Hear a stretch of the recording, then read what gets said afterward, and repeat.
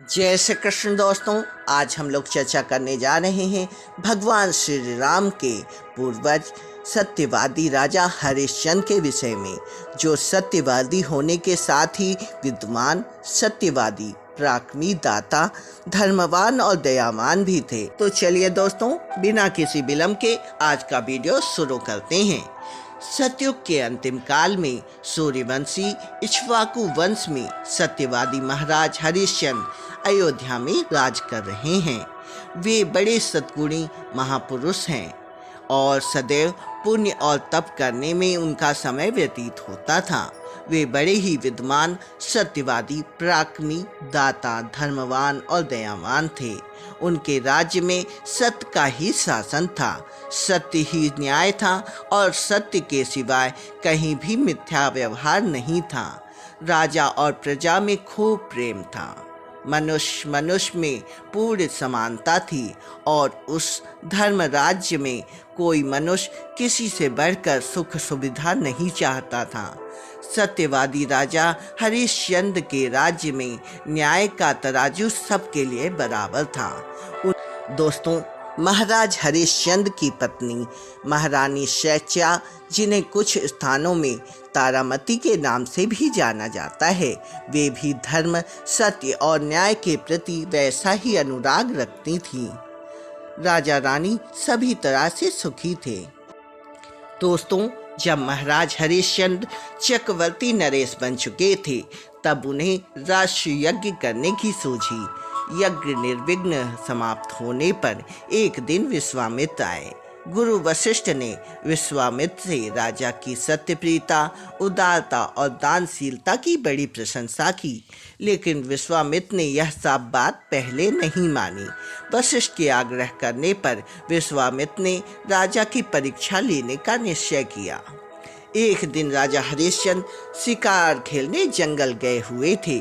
उसी समय विश्वामित्र एक ब्राह्मण के रूप में पहुंचे और राजा से कुछ याचना करने लगे। राजा ने उन्हें अपनी राजधानी में आमंत्रित किया। ब्राह्मण के राजधानी आने पर राजा ने उनका खूब आदर सत्कार किया और उन्हें अभिलाषित वस्तु मांगने के लिए कहा। तब विश्वामित्र ने कहा, हे राजन, यदि आप मुझे अभिलाषित वस्तु ही देना चाहते हैं तो अपना राज्य और सर्व सुख अर्पण कर दीजिए। राजा अत्यंत दानी और उदार थे। ज्ञानी ऋषियों और ब्राह्मणों को संतुष्ट करने में वह कभी भी त्याग करने से नहीं हिचकते थे। उन्होंने तुरंत ही अपना राज्य और सर्वस्व विश्वामित्र को अर्पण कर दिया।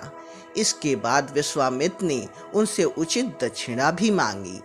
अब राजा दक्षिणा कहाँ से दे, क्योंकि राजपाट और सब खजाने तो पहले ही दान कर चुके थे। स्त्री और पुत्र के अतिरिक्त उनके पास कुछ भी नहीं बचा था। प्रजा उस समय रो रही थी। राज्य में सर्वत्र शोक छा गया था।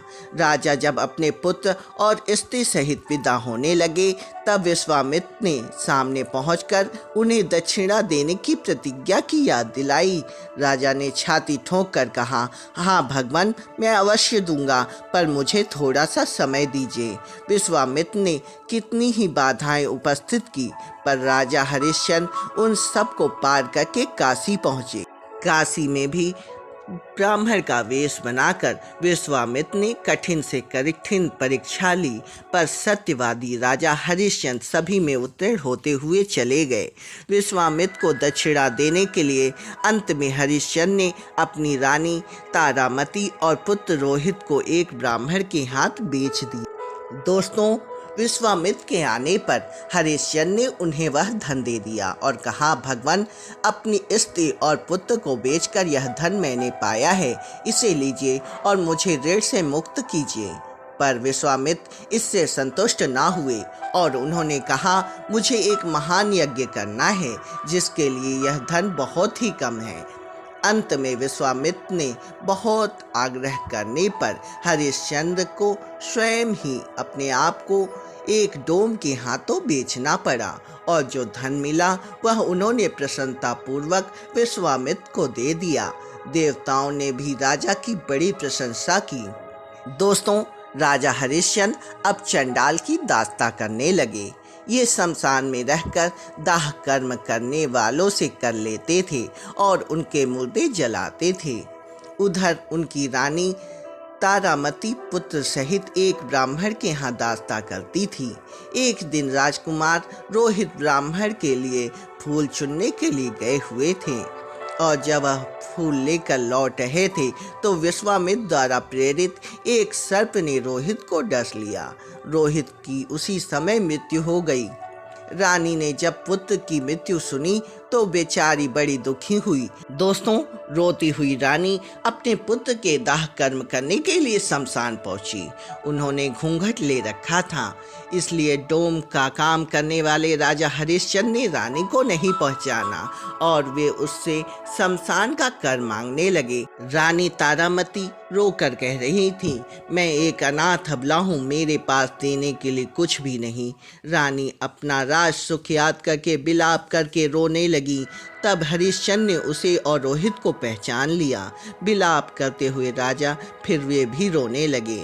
राजा हरिश्चंद्र रोते हुए कहते हैं कि रानी, मैं बिना कर लिए अपने पुत्र का दाह नहीं कर सकता, इसलिए आपको कर देना ही पड़ेगा। इसके बाद ही मैं इसका दाह संस्कार कर सकता हूँ।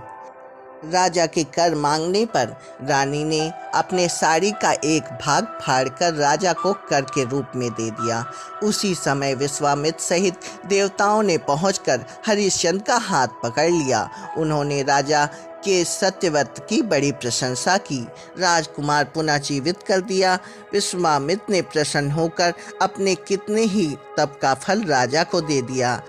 हरिश्चंद्र को राजपाट सब मिल गया और वे अयोध्या में सत्य धर्म का राज दीर्घकाल तक करते रहे। अंत में उन्होंने रोहित को राज्य देकर सूरपुर सिधार गए।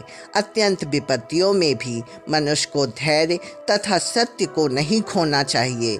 यही शिक्षा सत्यवादी हरिश्चंद्र से हमें मिलती है।